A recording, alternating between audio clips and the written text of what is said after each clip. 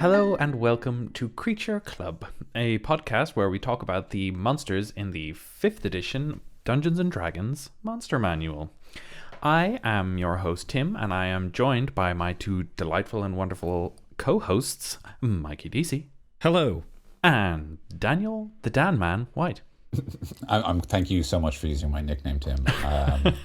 It's very important to me to be called the Dan Man as much as possible. Yes, because I'd really like people to dislike me more. That's what I've decided. In the year 2020, I'd like people to have more reasons to dislike. Yeah, here at Creature Club HQ, we have one complaint box, and the only thing we ever seem to get week after week is please start calling Dan by his nickname.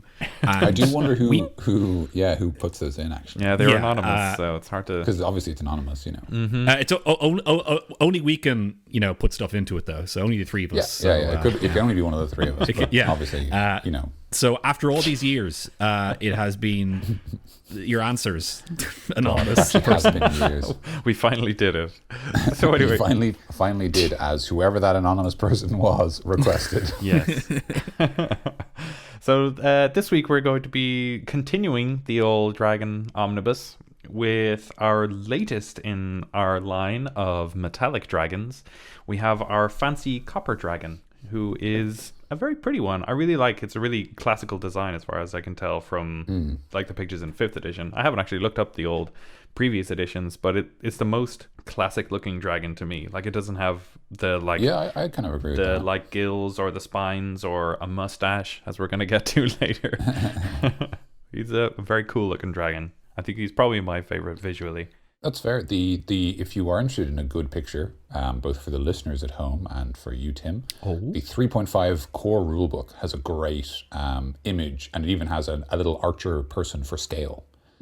Just to give you an idea of how big the dragon is, which I actually, honestly, that's the kind of thing that I love. I love little practical things like, here's a piece of art of the dragon, and here's something that tells you like, oh, here's how big that dragon is. Just to give you an idea of because obviously, this sort of person with a bow and a sword isn't dissimilar from, say, a fighter that might be in your player's party. So that's sort of the height they might be standing at. Well, that one that you have there looks like it has the wings that go down basically the full length of its body.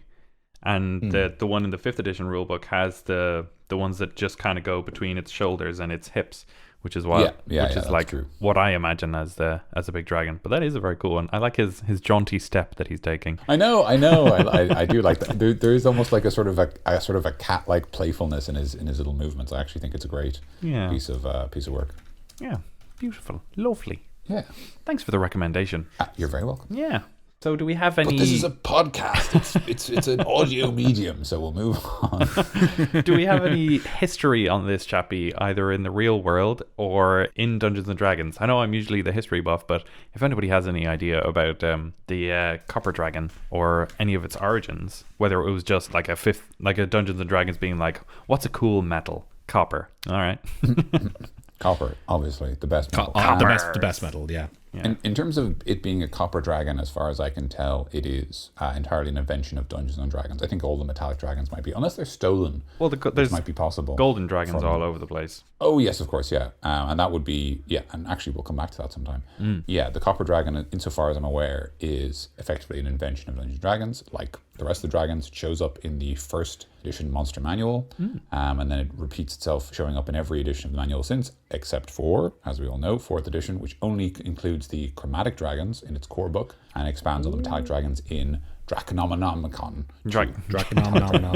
Dracnomnomicon. These guys are actually kind of similar to the brass dragons. It's because we've had a few weeks between them. Yes. So unlike the bronze dragons, who, if you recall, even in sort of AD&D, were kind of described like, they're all right, you know what, like they're dragons and they like money, but ultimately you can kind of trust them. Yeah. Copper dragons are similar to brass dragons in the sense that, and I wonder, is this to do with sort of like, there's an implication in the previous editions of the game that the metal of the dragon almost has like a quality, like sort of like lower metals or like higher metals. So like obviously, gold and platinum are like the highest metals because they don't corrode road, and they've got all this useful, it's like cool stuff, and they're valuable. They're worth more money. Well, yeah, exactly, yeah, and like they have a historic value, and they have sort of Yes. And of course, then like gold doesn't like tarnish in the same way like say iron does, for example. At all, actually. Yeah, exactly. Yeah, and that's kind of one of the reasons it's been seen as valuable, because it's effectively like an ageless metal. But anyway, sorry, I'm getting distracted. The point is that the lower metals, quote unquote lower metals, are sort of seen as maybe like the lesser of the good dragons, if that makes sense. So like all the chromatic dragons, they're evil. They just get to be evil because they're created by Tiamat, who's just sort of makes bad dragons.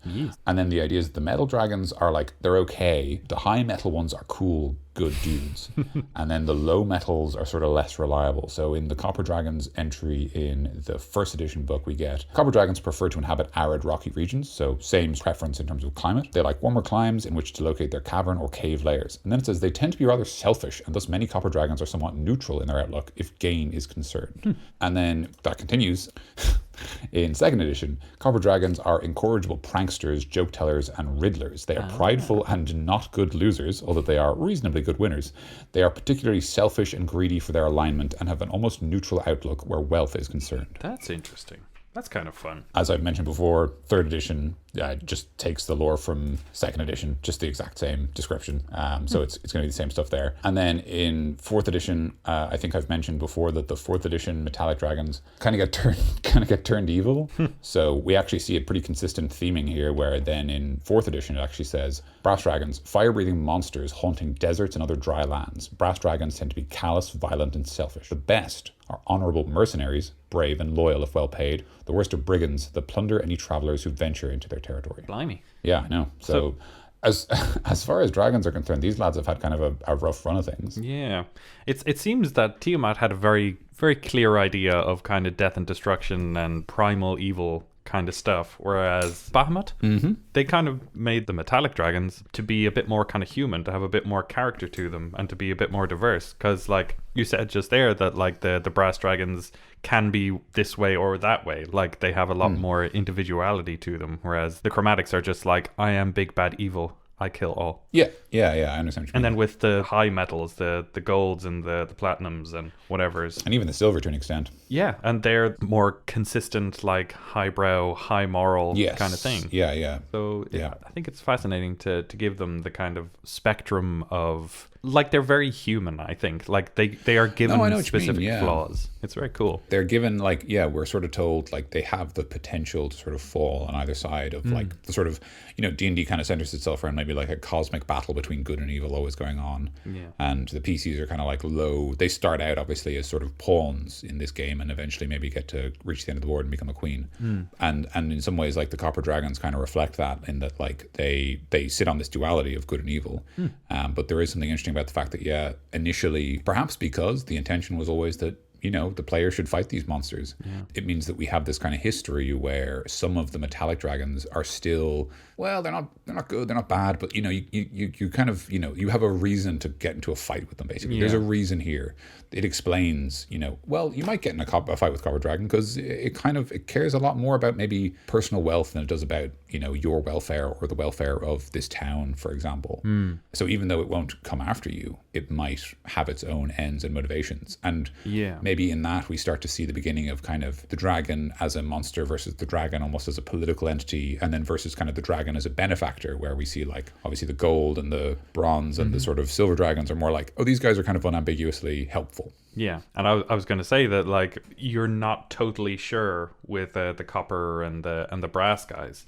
Like you can be sure of a fight with some of the chromatic guys unless you like specifically come to them to like pay tribute and become like a slave or something. And then with the gold and silver and the high metals, the expensive metals, you can be sure of some wisdom. But then with these guys, you might have to read their character to find out what their motivations might be, which I think makes them a bit more interesting narratively to add into your world. Give me your character sheet. copper dragon. Yeah, I like these guys. There's a bit, as I say, more character to them than what you would get with the other guys. Yeah, I think as like Daniel kind of said there, you're not really fighting them as much as you would fight a chromatic dragon. Like they do give you reasons to, but you might not. So I think giving them character and different personality traits is kind of a good way to do it, I think, because there might be a lot more kind of just role-playing encounters, really, or just talking stuff with them, really, making them a bit more human, a bit more just, I guess, approachable is the way to go. I think it's like good cautiously approachable. Like a gold dragon is definitely approachable, and like a red dragon would be stay outside of 1,000 million miles of it. But then these guys are like, you could probably talk to them, Yeah. Depends on their mood, what side of bed they got up on. Yeah. Nah, I wouldn't talk to a red dragon if I were you. Not a good idea. Not a good idea. Typically advise it. No. Yeah. Shall we jump into what we have in the 5th edition? Unless you guys have some other thoughts. Yes. Not at the moment, no. Excellent. I'm happy to jump into 5e. Copper Dragon. Copper dragons are incorrigible pranksters, joke tellers, and riddlers that live in hills and rocky uplands. Despite their gregarious and even-tempered natures, they possess a covetous, miserly streak and can become dangerous when their hordes are threatened. A copper dragon has brow plates jutting over its eyes, extending back to long horns that grow as a series of overlapping segments. Its back-swept cheek ridges and jaw frills give it a pensive look. At birth, a copper dragon's scales are ruddy brown with a metallic tint. As the dragon ages, its scales become more coppery in color, later taking on green tint as it ages.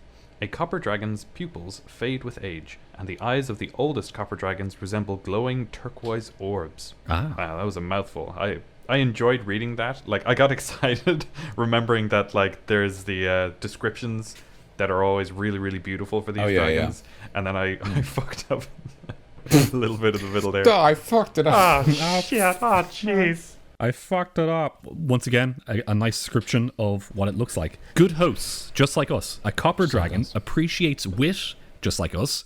A good joke, humorous story, or riddle. All us. Mm-hmm. So we are the copper dragons of the D&D world. Of the D&D world, I guess. Oh yeah. A copper dragon becomes annoyed with any creature that doesn't laugh at its jokes or accept its tricks with good humor. Copper dragons are particularly fond of bards. A dragon might carve out part of its lair as a temporary abode for a bard willing to regale it with stories, riddles, and music. To a copper dragon, such companionship is treasure to be coveted. So that's its treasure. That's the treasure it enjoys. Stories and humans. People liking their jokes, I guess. That's their treasure. The kind of storytellers, the wandering storytellers might hang out with copper dragons for a while. I think that's kind of cool. Mm-hmm. It means you get a room in a copper dragon's lair if you're a bard. So that's there you go. That's a fun little venture hook there. If you're a good bard. Yeah. Cautious and crafty. When building its hoard, a copper dragon prefers treasures from the earth, like a bard. Metals and precious stones are favorites of these creatures. A copper dragon is wary when it comes to showing off its possessions. If it knows that other creatures seek a specific item in its hoard, a copper dragon will not admit to possessing the item. Instead, it might send curious treasure hunters on a wild goose chase to search for the object while it watches from afar for its own pleasure. That's kind of fun. A goose chase, you say? Exactly. And is there gooses there? That's up to the copper dragon, I think. What about geese? No, absolutely not. Get out. Am I fired from the podcast again? Fired. Nah, you're good. That's really it. Copper Dragon. The first bit there we mentioned at the start of the show. That they're kind of the trickster guys, they're the pranksters, they're the riddlers, they're the jokers, they're the penguin, they're everything. Good host that's kind of a fun new thing there. Once again, that's a fun little adventure hook for if you have a bard in your party, or maybe you can have a bard NPC give you the quest, or I have a mate who's a copper dragon. There's lots of stuff you can do with that. Cautious and crafty, just giving us what kind of treasure and what kind of hoard it likes, like all the other dragons. Mm-hmm. Yeah. I think that the good hosts. No, I'm going to save that for the end. I'm going to save my idea. I got a really cool idea in my head. Okay. Never mind. Okay. Shall we move on to meat and potatoes? Or, because it's hot and summery outside, would you like something more like sort of a light pasta salad? Yeah, sure. Are we having a barbecue?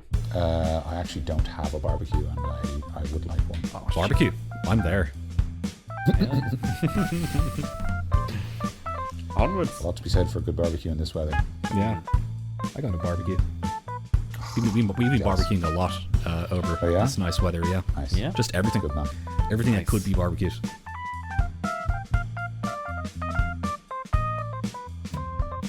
Ancient Copper Dragon. Gargantuan Dragon. Chaotic Good. Armor class 21. Hit points 350. Nice round Dan's starting now because it means he doesn't get to read the that's frightful I've presence. tricked you. Yeah, I've led one of you to the slaughter. No. Speed 40, climb 40, and fly of 80. So that's kind of normal dragons. They're best at flying. They're pretty good at everything else. They've got a strength of 27, a dexterity of 12. Hey, there you go. Look, that's a dragon that doesn't have 10 dexterity. Hey. Constitution of 25, an intelligence of 20. Wow, smart. A wisdom of 17, and a charisma of 19. Interesting that they are kind of like the trickster dragon, but their intelligence is still higher than their wisdom or their charisma. Mm-hmm. Saving throws are the dragon saving throws. So Dex, Con, and Wiz, the 3 quote-unquote good saving throws in 5e, and charisma. Skills, deception plus 11, perception plus 17, nice, and stealth plus 8. So perception and stealth are kind of standard dragon issue, and deception's kind of its special one. Makes sense. We kind of know it's the jokester of the bunch. It's immune to acid damage. It has the senses of a dragon, so blind sight 60 feet, dark vision to 120 feet, and a passive perception of 27. Language is common and draconic. It is a challenge 21 monster, which I think, Tim, you will have a different value to the rest of us again. Yes. Mine is 33,000 experience point. Nice. And what does yours say, Mikey? 27,500 experience. This is such a bullshit, man. Tim keeps leveling up. Yeah, that's why Tim's leveling up higher than us. Well, there you go. You guys just gotta keep up, man. You know. Which one's your one, Dan? Mine currently says, I think, the same as Tim's. Yeah, it does. Oh, what? Okay, all right. Are you sure? Then who's this? Are you sure about that? Whose is wrong? Which is the right one? No. I'll double check, but I believe. Let me just have it open here. I'm so scared. Have I been playing with a bad book? Be not afraid. Well, no, because Mikey, haven't you got like old versions of all the books that have all the fun stuff like crasses and everything? Page 69 crasses on my player's Yeah, handbook. you have page 69 crasses. Like, you've got the best book. We all know that. Did you get them all at the same time? Not really, no. I got No, them at different Mikey's shops. got his nice and early because he was in with RPG Sock in college. All about it. Yeah, I've got the same as Tim's. So I haven't got a cool old book like you, Mikey. Fun times. Yeah. You've got a relic, man. You should hold on to it. Beautiful. A relic. You probably shouldn't use it to hand out experience points. I probably shouldn't. I think I was doing that you'll be at one fine. point. I'm sure everyone uses milestones anyway, so you're fine. It only has the one ability, the all legendary resistance, thrice per day. If the dragon fails a saving throw, it can choose to succeed instead. It doesn't have amphibious or any kind of mad silliness. It's just got some legendary resistance. So there you go. Know you, the power. Mikey, do you want to go into the actions there? No. Okay. All right, actions. Multi-attack. The dragon can use its frightful presence. It then makes 3 attacks. 1 with its bite, 2 with its claws. Bite. Melee weapon attack. Plus 15 to hit. Reach 15. 1 target. And that's 19 or 2d10 plus 8 piercing damage. And then there's a claw, which is the same, but it's the same to hit. Reach 10 feet instead. And it's 15, 2d6, 8 plus 8 slashing damage. And a tail attack. Plus 15 to hit, reach 20, and it hits for 17 or 2d8 plus 8 bludgeoning damage. So you have all 3 types of damage there, all 3 colors of the rainbow. Mm-hmm. Yeah. The reading rainbow. Yeah. Frightful presence. I guess I'll read this out then. Oh, Daniel, do you want to read that one, Daniel? Do you want to read that? Actually, do you want to read it down? I should, just for once. You know, will I do it just for a change? Sure, you might. Just for a change. Dan hasn't read it yet, so I think, Yeah, I haven't read it yet. I think, it's Tim, you've read it a lot of times at this stage. I have. Sick of it. Absolutely sick of it. That's absolutely fair, yeah. So I'll just get this over with. So this is sort of a unique ability to dragons. I'll just be very clear about this because obviously, other creatures don't have an ability like this, so we have to make sure that people know what's going on. Make sure you read it out in its very awkwardly written manner, as it is, verbatim. That's a good thing. Thanks, Maggie. That's a great point. I'll make sure to do that. Frightful presence. Each creature of the dragon's choice that is within 120 feet of the dragon and aware of it must succeed on a DC 19 wisdom saving throw or become frightened for 1 minute. Creature can repeat the saving throw at the end of each of its turns, ending the effect on itself on a success. If a creature's saving throw is successful or the effect ends for it, the creature is immune to the dragon's frightful presence for the next 24 hours. Wow, that was interesting. Is that all clear? Yeah, do you want me to... That was very unique. Do you want me to go over that again? Or maybe one more time. Yeah. That's a really interesting ability. I only seen it right now. It's new and interesting and fresh and really keeps us. It's chic. It's now. It's just it's in. That's what I'm really getting about these dragons. They really keep us on our toes, you know? We have to be ready for something to come from anywhere. It's something new every week, you know? Absolutely. Something different.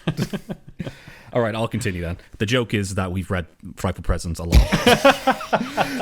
Mike, we're into like Dragons Part 8. I'm sure they get the joke at this stage. Just in case, you know. Just in case. Sometimes the Irish sarcasm does go over people's heads. So, and in fairness, we don't know like what order people are listening. Like this might be their first episode. Could well be. I hope it's not. I hope it's not someone's first episode. I hope they get started at the start of Dragons at least. Yeah, if it is your first episode, then at least listen to it. The first Dragons episode. Welcome to your first episode, chaotic neutral listeners.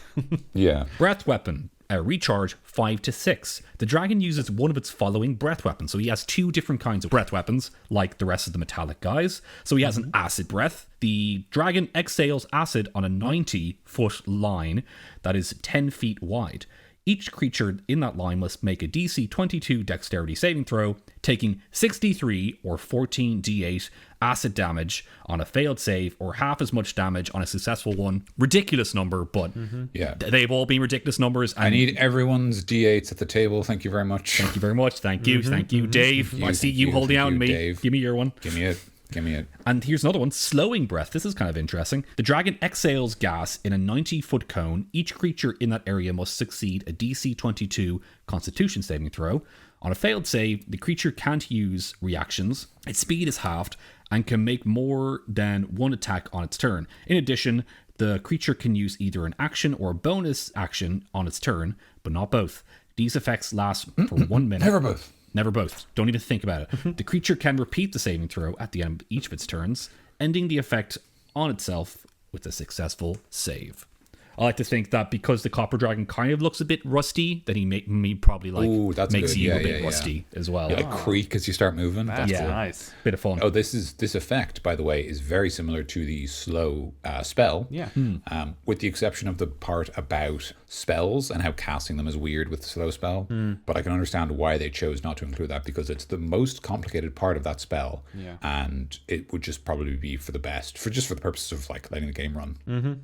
It is interesting though that they have the slow spell and this slowing breath and some other features that kind of slow people, but they don't have a condition that does it. So they every time they slow you, they have to take a whole paragraph basically to explain here's all the things you can't do when you're slowed. Yeah. It seems to be because it's like they wanted to be able to have the specific different abilities for the slowing. Basically, like the slow spell, as you said, is slightly different from this, which is slightly different from, like, I don't know, like a slowing poison or something, you know? I think that it's a broad enough category that to put everything into one definition, I think, might be a little tricky. Although poison is kind of tricky as well, even though they have the poison condition. So I don't know. I mean, like, I'm surely just thinking out loud, like, even if you didn't take all of it, like, for example, if you wanted to make it really simple, you could say the slowed condition is you can't take reactions and your speed is halved.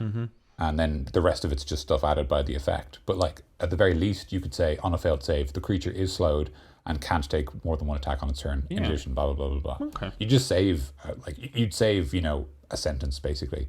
And like, it would be interesting because then you could have more stuff putting just that part of spells on people, because having speed it's weird because it's something that comes up with like terrain, but because there's no word for slowed, they always just have to say it halves your speed, or that 1 foot of movement costs 2 feet, which always makes me think of like boots for some reason. Like, you have to pay in boots to get through it. Sorry, anyway. The dragon has another ability. Yes, it Should does. I read it? Go for it. No, Tim. Or Tim, you haven't read something. Next it's your turn. Oh, wow. It has a change shape action.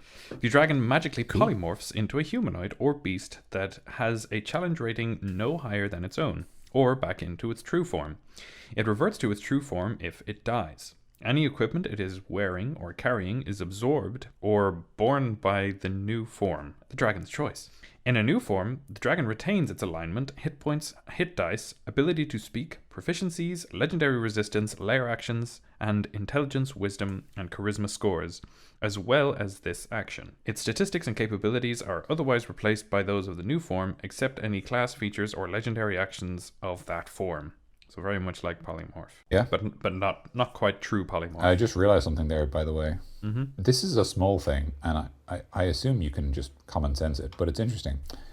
It says that in the new form, the dragon retains its ability to speak, right? But it doesn't say it retains its languages. Yeah, it's just a thought. Like, if it turns into something that like doesn't understand common, for example, right? Does the dragon lose the ability to understand common? Like, I presume the intention is that no, it doesn't, because it can spy on people.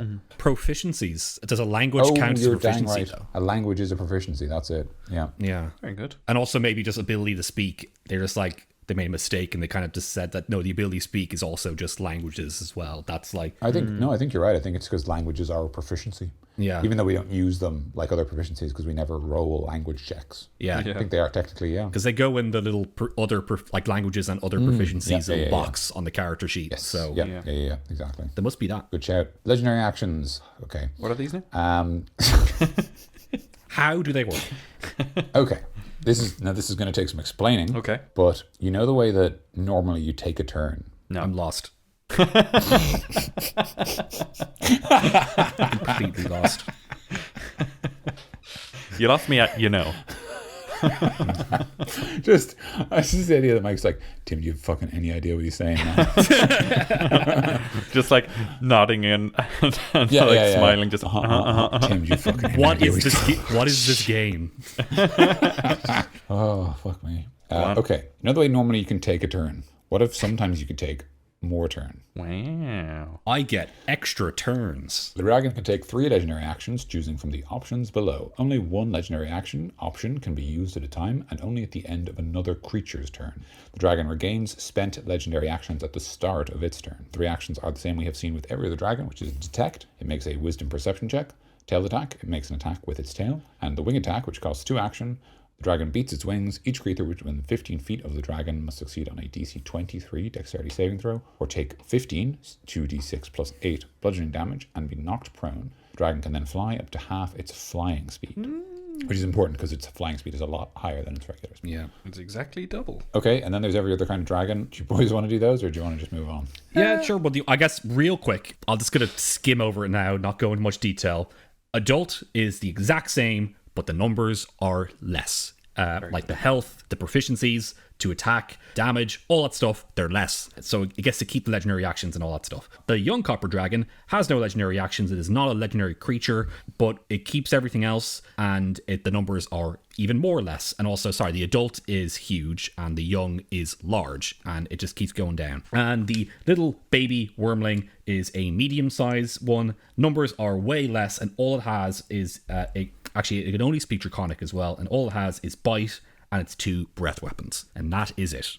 I noticed something. What's that? What you notice? The adult copper dragon loses its changed shape. Ah. And so does the brass one. But the bronze one and the gold one, and presumably also the silver one, maintain it as their adult form. That's very interesting. So that is another disadvantage to the lesser shiny metals. They lose their changed shape as an adult. Interesting. That is interesting. Didn't know something. Yeah. Didn't cop that one on. Yeah, I don't know if we did. Yeah, that's a great point. That's a very good shout. It might just be a challenge question. Like, their challenge is low enough that they didn't want to give them more abilities. Fair enough. But yeah, as you say, it also might be the lesser metals. So yeah, cool. Didn't spot that, but yeah. Let's go. All right. Layers. Tim, do you want to start us off with the layer? I will indeed. A copper dragon's lair.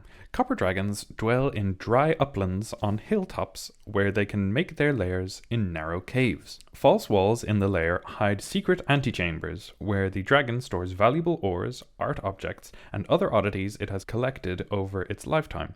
Worthless items are put on display in open caves to tantalize treasure seekers and distract them from where the real treasure is hidden. Real treasure is friendship, you morons. You've been searching everywhere when actually it was with you the whole time. And more bards. You will fail my quest and die. See you next week. See you next week, folks. Being friends with more bards. Have new characters for next week. Yeah. Just up and walk out of the building. It's your house. You just leave anyway. Where's he going? Don't know.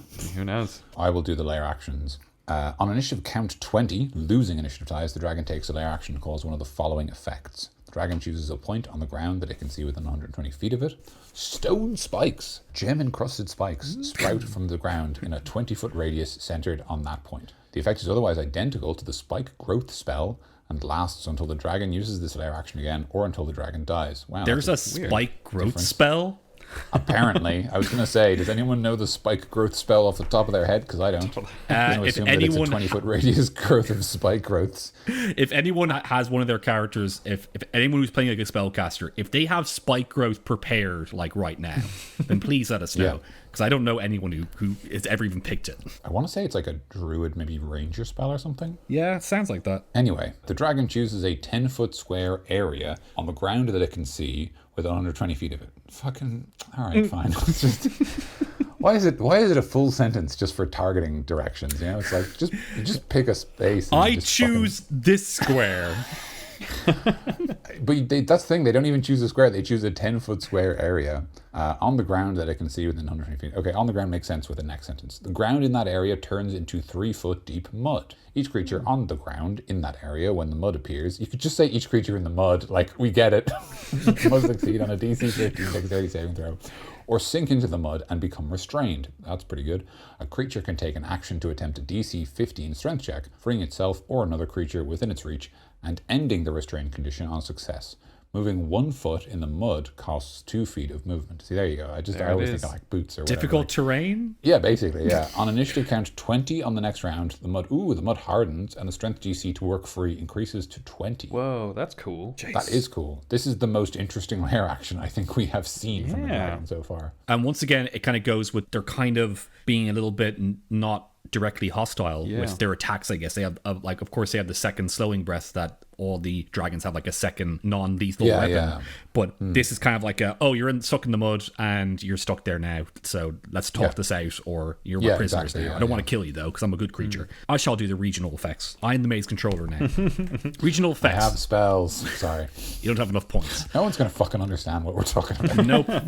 I pulled up the old spike growth spell, if you'd like me to read that out. Yeah, why not? Yeah. Go for it. Learn, Yeah, so it's a 1 action casting time, 150 feet. The ground in a 20-foot radius centered on a point within range twists and sprouts hard spikes and thorns. The area becomes difficult terrain for the duration. When a creature moves into or within the area, it takes 2d4 piercing damage for every 5 feet it travels. The transformation on the ground is camouflaged to look natural. Any creature that can't see the area at the time the spell is cast must make a wisdom perception check against your spell save DC to recognize the terrain as hazardous before entering it. Wow. Just take fireball. Just take fireball. No, sorry, Tim, what level and class is that spell? Because that's the one thing we It's get. level 2 transmutation. Who gets it? Like druids, I presume? Druids and maybe rangers? I don't have it here. I didn't. I just have it on my app. I'm going to assume druid. I'm going to make a huge leap of logic. Wow, Daniel. That is a druid spell. I'm going to go totally out of line.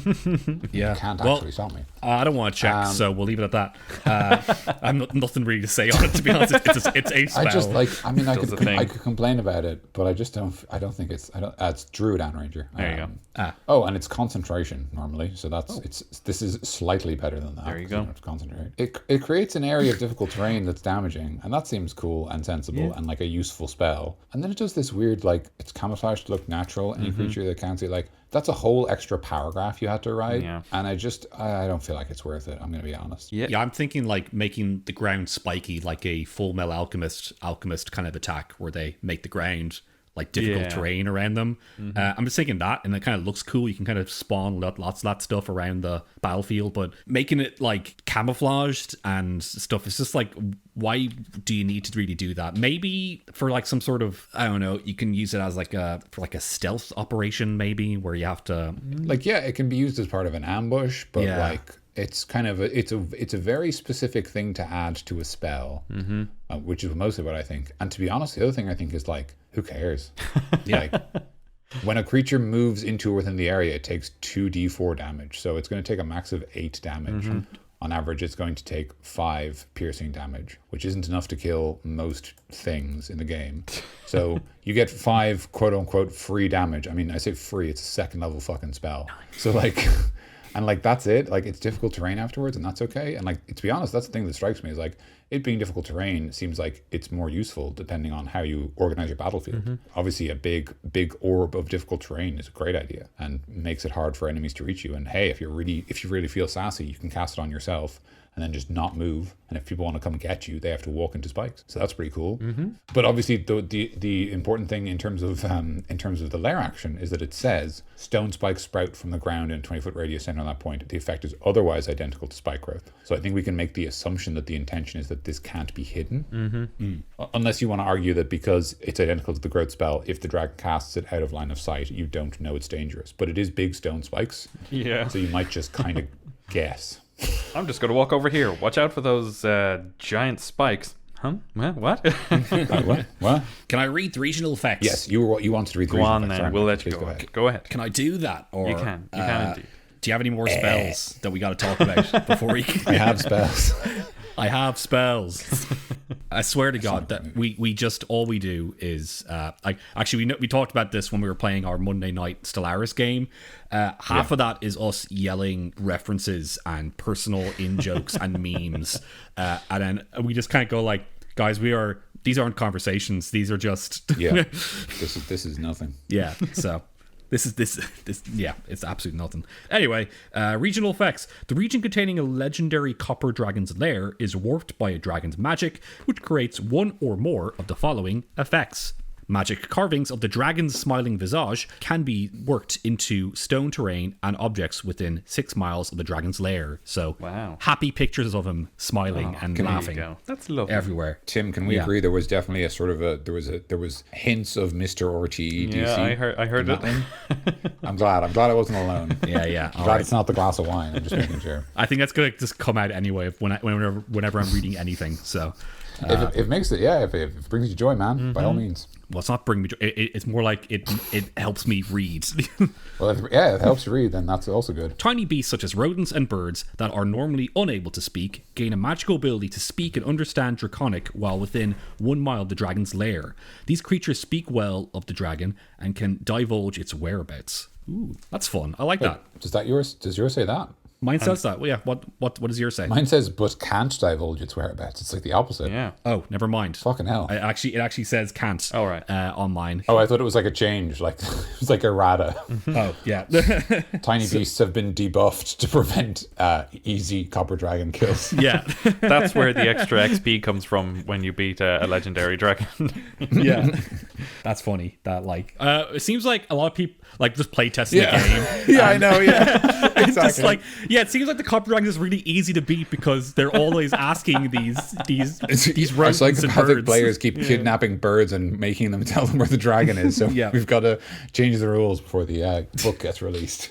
Apologies, I just can't read. It actually says, so it does definitely say these creatures speak well of the dragon, but they can't divulge the location. So they will not be able to do that. Apologies to everyone for me. Intelligent creatures within 1 mile of the dragon's lair are prone to fits of giggling. Even serious matters suddenly seem amusing.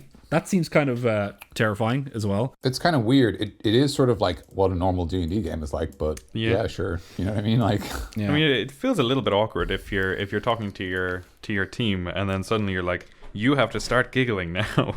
Maybe if you're like a DM PC, you excuse me, if you're a DM PC, do that. Yeah, you hiccup and then people start giggling. Yeah. You don't have to say you have to start giggling. You just have to say, oh, you suddenly find that very funny. And then they'll know something's up. But like, if they're anything like the players that I have played with, like you guys or just anyone else, they would just latch onto that and they would say, okay, yeah, I find that funny. And then they would know something's up, but they would still role play it that things are funny now, you know? Yeah. Lads, have you seen this smiling picture of this dragon? This one's particularly funny. Funniest thing I've ever seen.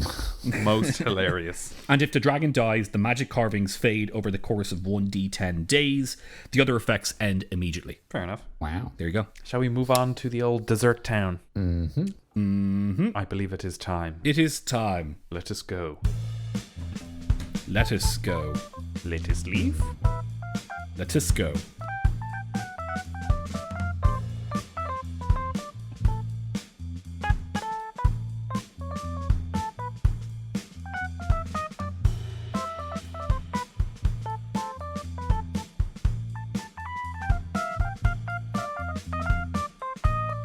Right. Well, I have my little idea that I wanted to share. Tim, you wanted to get that idea out for so long now. It's been thumping on the inside of my head for a while Before now. you get that out, I just want to point out something I said earlier when I talked about the 4th edition Copper Dragon. Yeah. It was actually the 4th edition Brass Dragon. 4th edition doesn't have a Copper Dragon. Oh. Yeah, okay. It has a Cobalt Dragon as a CO Dragon, but it doesn't have a Copper Dragon. Cobalt Dragon. Interesting. Yeah, there you go. I think it makes sense that you can kind of refer to, like, if you wanted a Copper Dragon, you can just use the Bronze Dragon or the Brass Dragon boy kind of like weirdnesses. Yeah, or you could repurpose the Black Dragon because they both use the same kind of breath. Yeah. There you go. And then just use slow stuff. All right, before Tim says the idea, I have one idea. Go for it. Copper Dragon. Make him a policeman. Ooh. He's a copper. It's a copper. He just polices. That's it. But he's a bit of a messer as well. He's a copper with a sense of humor. The laughing policeman. Yeah, that's spooky. Very That's good. it. That's the only idea I have. So Everyone else can workshop around it. Yeah. I'm gonna withdraw into my chair and just There you go. take a nap for the rest of the podcast now. You've earned Drop it. the mic. You've earned it. Already had the best idea of the show, so yeah, I'll leave it at that. So my idea stems from the idea that the Copper Dragons will house bards and stuff and people who are good writers and storytellers and stuff. So I think that if they were to gather enough of them and then over the years they would just basically build up this place where bards and storytellers and stuff would come to, and then eventually maybe it becomes a bard university or like a college of bards. Yeah. So the Copper Dragon could be where it started. And you could have a Copper Dragon in a humanoid or any kind of form be the head of the university or the college. And I think that would be a really cool way to go about that, to just like give a little bit of a history for your bard college. That's very cool. Yeah, like I thought that would be super duper interesting, because then if something threatens the college, their head of the college is suddenly like, nah man, and then transforms into this giant Copper Dragon and like is able to defend it. And so it's been this long-standing college. Like at the end of Shrek. Yeah, exactly. Staying alive. Remember the Shrek? It's like that. Yeah, the exactly Shrek. like that. Tim, that's awesome. I really like that idea. I'm gonna take that idea right now. Run with it. I'm going to creature club it up a little bit more here. Oh, hell yeah. What if the Copper Dragon, after like talking to a lot of bards and talking to a lot of people like that, he puts on a yearly music festival. Ooh. A big joint festival. Coppercella. Like Copper Dragon well. Dragon Fest or something. But Dragon Con. I don't know, like yeah, something like that. But he decides to like send out letters to all these bards, like come and play, and then everyone shows up, and it's like it can be like pretty much an adventure hook, and stuff can happen during the festival. You know, just this large magical festival where different magical creatures show up, because a Copper Dragon would know a lot of different kinds of creatures. So. Yeah, and it's been going on for like centuries. Yeah. And stuff, and maybe the dragon even flies its favorite singers and writers and stuff. It would be like a big arts festival, because you'll probably have like stand-up comedy shows and like storytelling sessions and stuff like that. That's actually really cool. Yeah. Agreed. Very fun. Get a couple like traditions going in your world. Yeah. All established by this big messer dragon who just like, oh lads, imagine if we like sat around and started telling stories. Oh, it would be mad. And then it just ends up being this big festival. It just starts off with the dumb idea of this like big trickster guy, and then it becomes something greater. Like with the university or the college, it starts off with the Copper Dragon like adopting a fellow writer or two, and then they bring their friends along, and then they establish this place, and they like build libraries and stuff. I really, really like the idea of like the history building. That's where like my inspiration comes from for like where stuff could branch from it. So that gets me the excited. history building, like a Yeah. building full of history. Exactly.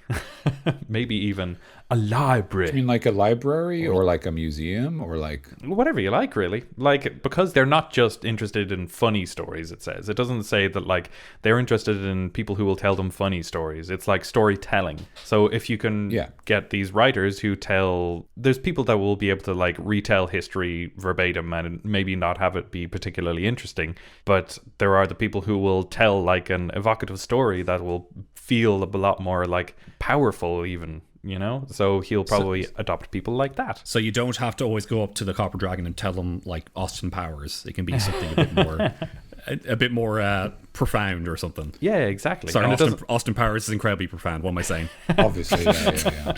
One of the premier philosophers of our time. But yeah, I think like comedians will be his top tier and probably the best way to go about joining his college and like learning through like his magics and stuff. Like because presumably he has his magic abilities, he'll be able to be a source of magic for bards and stuff, which is, you know, just great. I really like this. Like that's so broad a thing that you go into. Like my thought was initially just like the bards and stuff, like the songwriters and the storytellers. But then you mentioned like histories and stuff, and we could basically build a library or university or college or whatever we pretty much wanted. Like we could establish part of it as being underneath the watchful gaze of this copper dragon. Yeah. And I really like it. Yeah, so we got like a bit of kind of something to put in your setting there, like a university, a possible also a bit of setting flavor and maybe some sort of adventure-y hook in there too. But how about, do we have any adventure hooks for the copper dragon? Dan, do you have anything? The copper dragon, there's a lot of emphasis on how much they like stories. So perhaps an interesting adventure could be that you have a dragon, maybe a very young dragon, and you're effectively escorting it. It's basically heard, well, perhaps it's heard enough stories, or it's decided to make its own story, and you're effectively running protection duty for this like hyperactive sort of child who's also a very powerful massive fire breathing or acid breathing lizard. So you have to like, we can assume that for the purposes of going on an adventure, it's like permanently disguised in human form,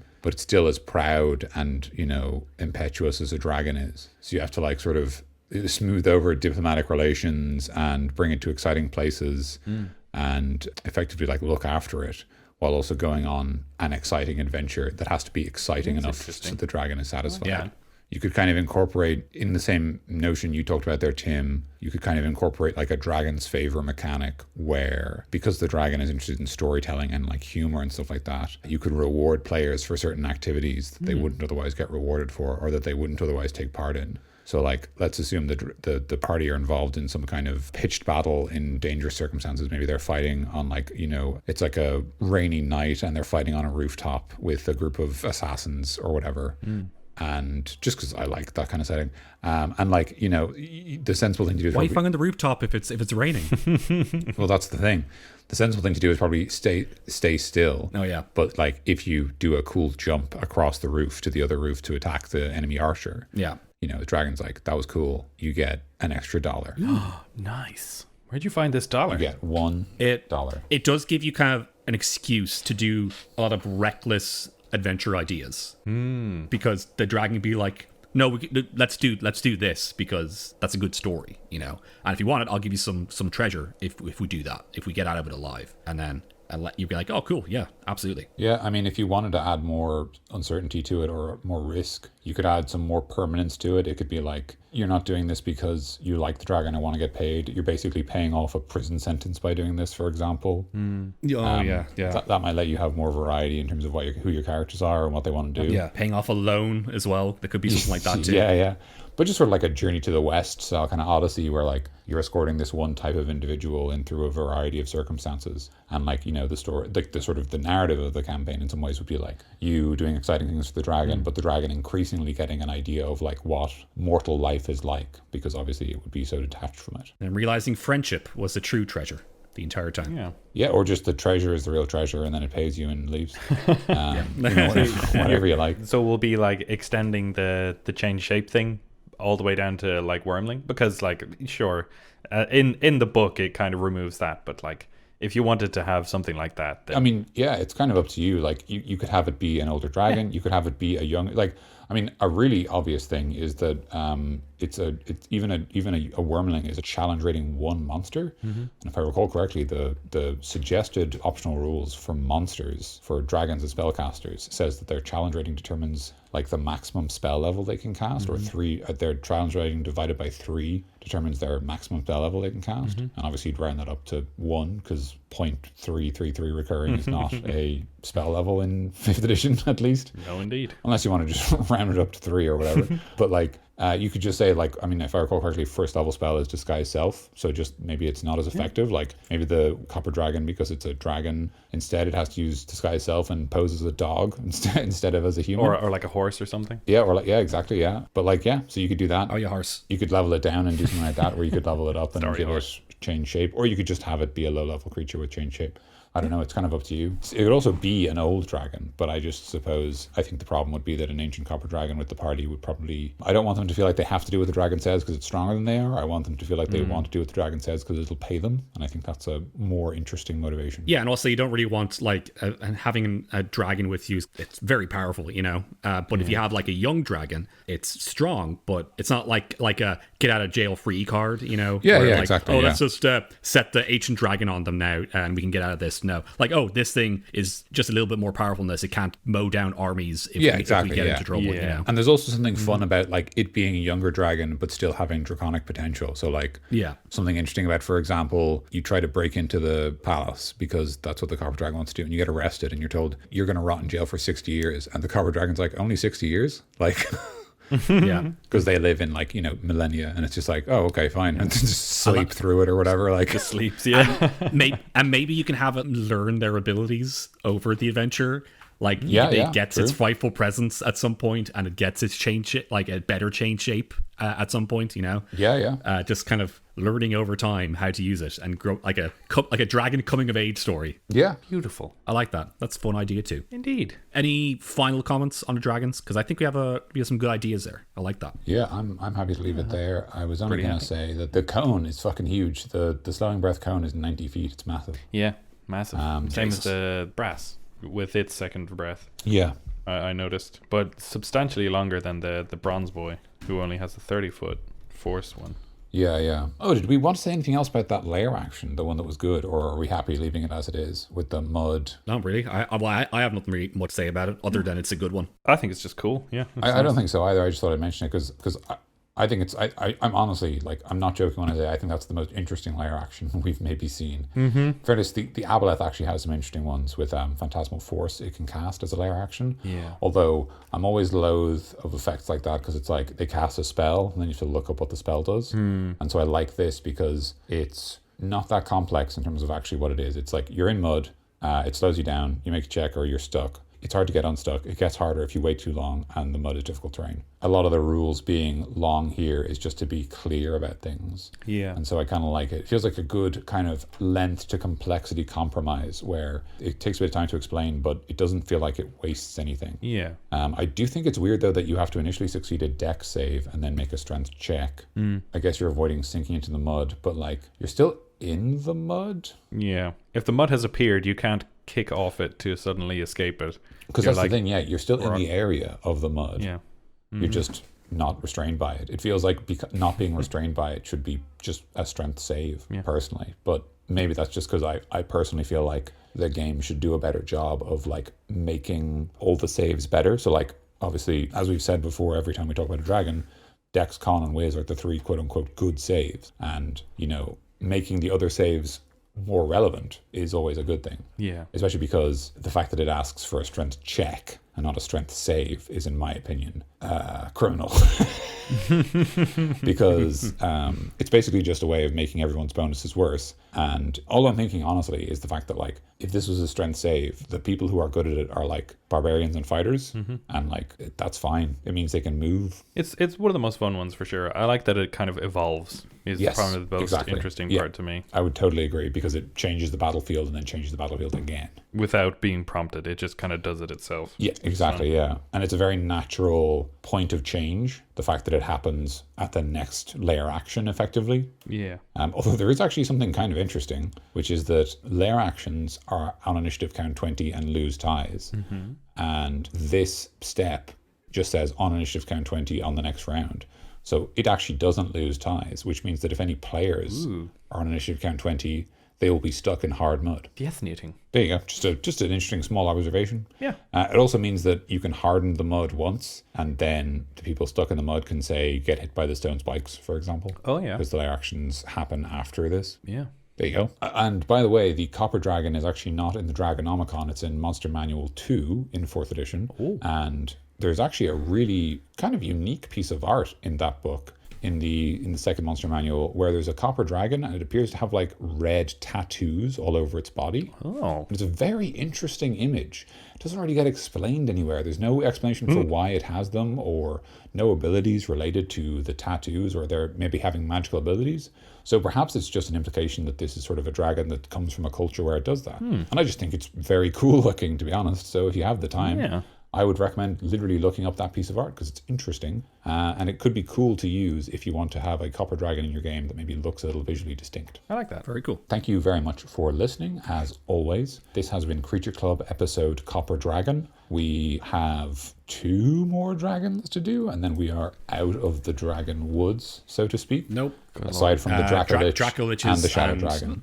Shadow Dragons. They're hiccups now, sorry. They're templates, so we're almost there. If you have enjoyed this, you can subscribe on whatever platform you use to listen to podcasts. You can also leave a review if the thing you're using lets you leave reviews. That's always great. We have a website, which is creatureclubpodcast.com. You can go on there to find the website. You can also find stuff like the time we did a live stream. You can find the files I've made for homebrews and the homebrew collections from previous homebrew specials. You can also go on the Contact Us page there and leave us a message.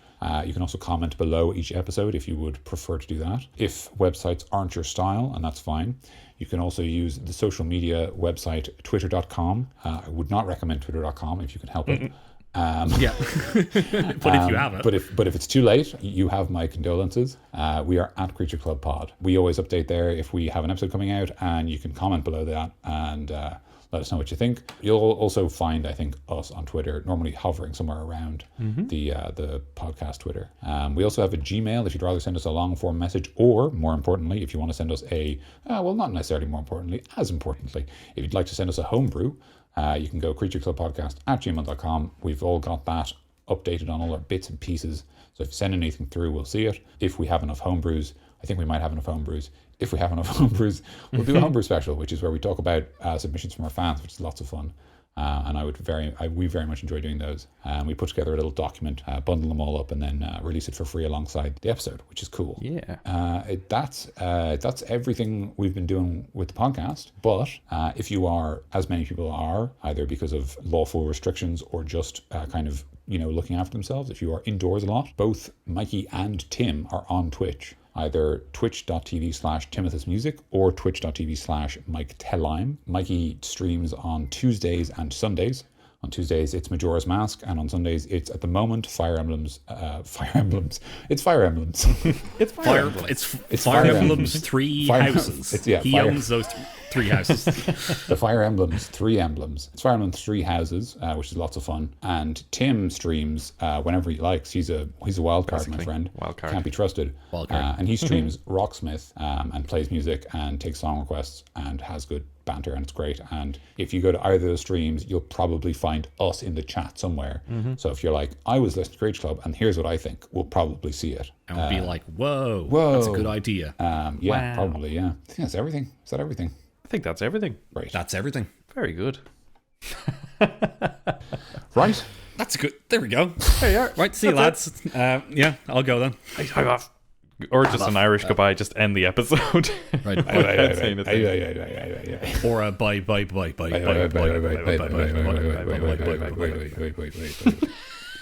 I've had hiccups for this entire ending. Oh my god. Of this podcast. That's so it is rough, the worst, dude. I'm sorry. dying. I can't. Okay. Right. Stay safe, wash your hands, and do you want me to say it or do you want to say it, Mikey? I'll say it.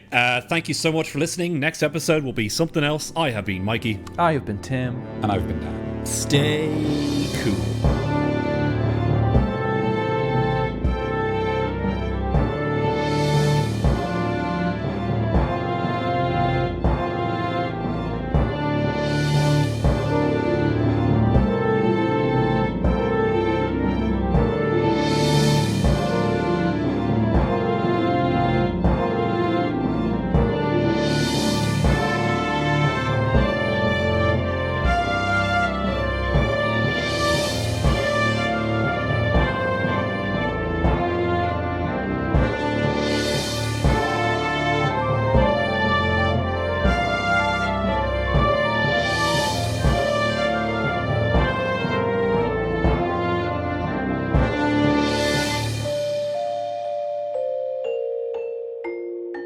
don't like how you do that, Tim, where you do the same thing. You say it the same way as me.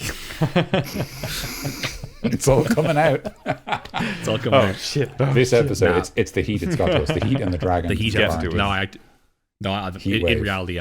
In reality, I'm very indifferent to it. I just notice it. Yeah.